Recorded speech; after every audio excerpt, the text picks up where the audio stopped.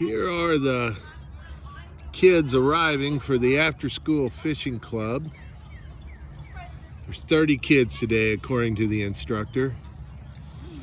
It's about 3:30 on a Monday, and the lake is right here behind me. So they're going to set up and fish this little city park lake, which is in half-mile from their school. Mr. Kleesner, my son-in-law, runs the program.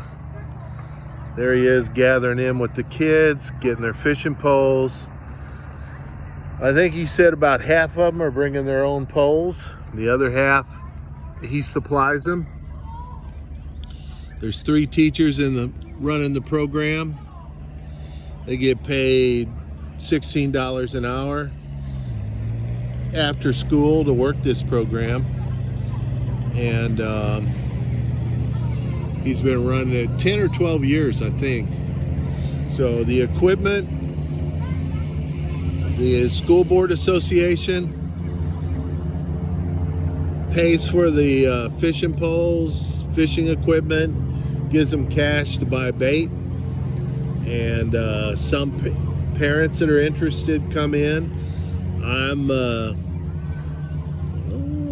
haven't been a parent in this club. I've been a grandparent for many years with different grandkids in this, that I show up, help unhook fish. Sometime the conservation department shows up, still kids walking up. Here's the teachers that walk with the kids from the school. So in a grant, that'd be part of the narrative, is some of the teachers bring the equipment, the others walk with the kids from the school to the park. So that's the kind of detail you'd put in a narrative. So all the kids are gathering up, getting ready to fish. So let's talk about this as if it was a grant write-up I wanted to do. I'm somebody that likes to fish, and so I'm thinking about fishing. I'm thinking about an after-school program to reduce after-school crime. Kids have to have really good attendance to attend this. They have to have no behavior disruptions for the week. So we're reducing neighborhood crime, let's say that as a goal. Also, we're increasing school attendance, and probably, well, we don't have a tutoring program with this. This is just a down and dirty 2 hours of fishing, but it's in the key hours where kids are unsupervised because their parents are still working, and you could run this in any community in the United States. So you would, if you were writing a grant, you'd talk about Cape Girardeau County, Missouri. I think this school has about a 30% free and reduced lunch. So you'd bring that up. You'd talk about the grades and how much behavior issues they have, how much juvenile crime is in the area, which is not much, but you could still write about it. So you'd start about that with your problem statement. From there, you'd go to the goals and objectives. So the goals would be to reduce juvenile crime, and second goal would be to increase school attendance and school behavior by these kids getting to do it. And believe me, they love it. They really like this program. They really make sure they're there on days that they have fishing club. So your objectives, that's the goal. Your objectives, remember, have to be measurable. They have to show the percentage of success. So my objective would be to involve 30 kids once a week in the after-school fishing club, and of those kids, 80% would increase school attendance, and these kids would have no juvenile referrals for the period of the grant. So that'd be an objective. You have your number and you have your percentage. So look at them taking off for their best spot. Some of these kids are running to get to the perfect spot. So it's interesting they're not hitting the fishing dock where they feed the fish, and they have underwater structure right there, but they don't know that. They're going as far as the way they can get from these teachers. But I'm telling you, it's well supervised, and in 10 years of watching this program, I've never seen a problem. No kids having any issues other than getting a hook stuck in their finger maybe. So off they go. So they're all spread out, plenty of room. This kid's already got his lure in the water, or worm, whatever.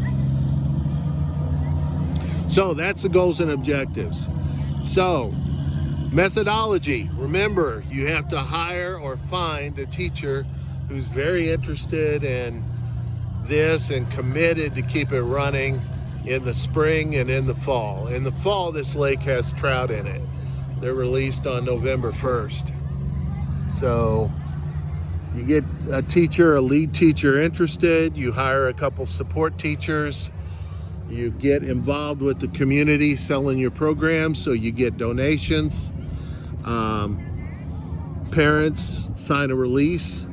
Parents agree to pick the kids up at the end of the fishing club at 5 o'clock, so these teachers don't stay any longer than that. And there's all their book bags there by the tree. So the lead teacher stays pretty close so nothing disappears. So what else about the narrative? Well, if there's any openings, with 30 kids, that's, they're saying their limit of supervision. But if kids drop out, kids move, they recruit more kids to come in to be part of the program. You can also discuss in a narrative that the conservation department, for whatever state you're in, will show up. They'll cook for this. They'll have a lure making seminar, a fly tying seminar. They'll show kids how to clean fish. So you have various partnerships. The local Rotary Club provides, like I said, the extra money for bait and to replace any broken fishing poles. So you're basically paying for startup, for sets of rods and reels, and for the teacher salary, the after-school pay to run the program. So if you had $50,000 for fishing club, you would have to expand this across the county to, say, 5 to 10 schools, or have a like an addendum program where you would take a group of interested kids out in bass boats and fish on a whole Saturday. So show them the experience of checking out a lake and fishing with local bass fishermen. So you'd buy their gasoline, their food, a meal at the end of the program. I mean, you could just go wild with your imagination on how fishing club would work and how this thing would work. So that's the program.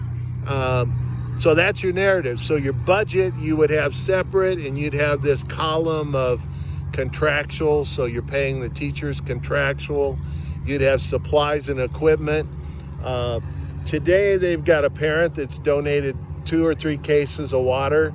The kids have brought their snacks, but you could have snacks all the time out here. I know at the end of the spring session and the summer session, they do either a fish fry or a pizza party.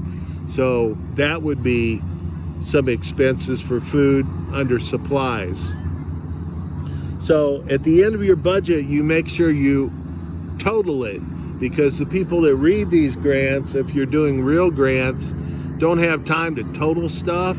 They usually have 5 to 7 minutes at the most for each grant pushed in front of them to review. And so you make sure you total your grant. That's points off for me if you don't total your grant.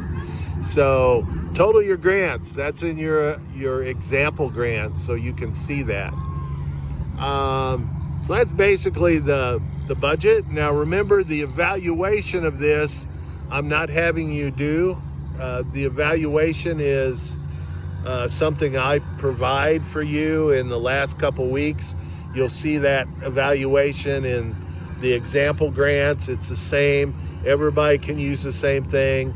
Use the one I post this week or next, the evaluation text, which is basically that you would look at statistics from the school, from the juvenile court, to see what kind of, how your success is. And why you're looking at success is you don't run a grant for 1 year. You do like Mr. Kleesner has done here. He's on his 10th or 11th year of running this fishing club. So you want a program that runs for quite a while. You want these kids whose big brothers and big sisters have been in the fishing club. That's the way you run grants. Hopefully you run them so they keep going.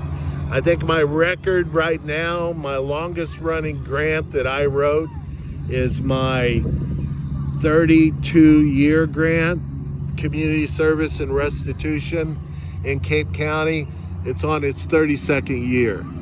So I'm guessing over all those years total, probably getting close to $1 million going into gardening, clean water, stream, water quality monitoring,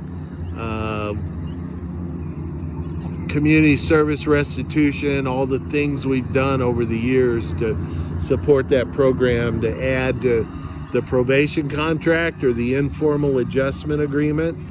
And so it's my longest running grant. It's still running even though I've been retired 2 years.